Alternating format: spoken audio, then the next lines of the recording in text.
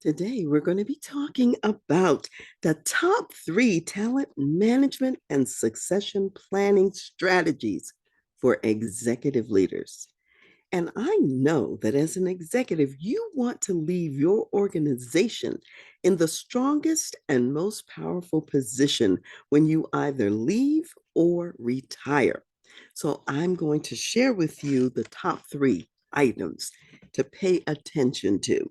And let me just mention, I have a client who was in an organization where people were starting to exit and starting to leave because if they weren't earmarked for the CEO role or some other top job, and they saw that other people were in that pipeline, they saw no pathway forward for them in the organization.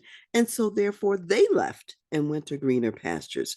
So, what I'm going to share with you today, my client implemented to stop the exit from his organization of top and key talent.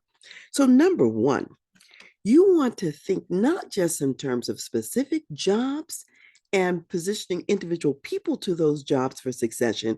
You want to think enterprise wide. You have a talent pool that has skills, they have gifts, they have strengths. You want to develop each person to their highest level abilities.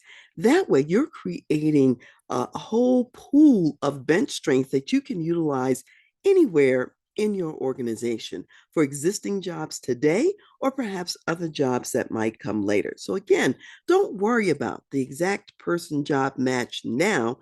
You're developing every person in your organization to their maximum abilities, and then the opportunities will present themselves for where that person could serve later. And you avoid the problem of some people are the fair haired children and others are not.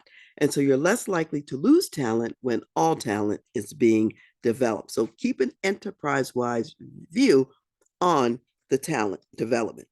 Number two, you want to assess what does your organization need, not only today, however, also in the future. What do you anticipate those needs are going to be?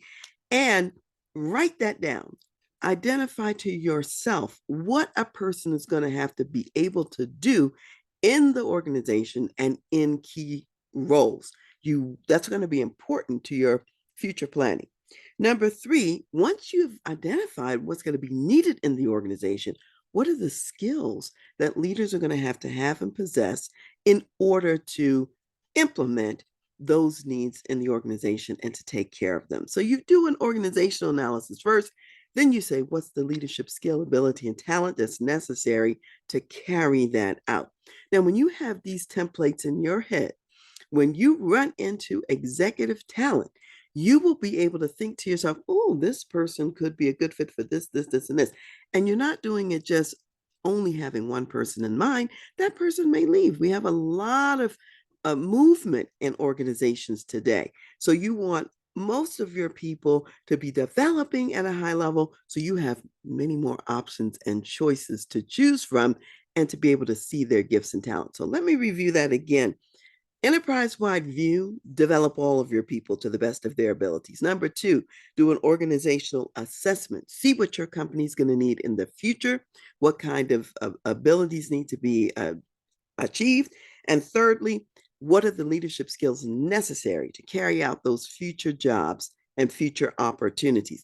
And here's what I want to say to you. When you think about this, you can do it. It's not that hard. Most organizations just don't take the time to think about these three essentials, these three top talent management and succession strategies.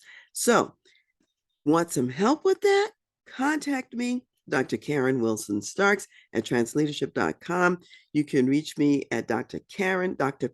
Period, Dr. Period, Karen at transleadership.com, or you can go to www.transleadership/apply, and I'll be happy to assist you with your talent management and succession planning strategy. All right. Thank you. See you next time.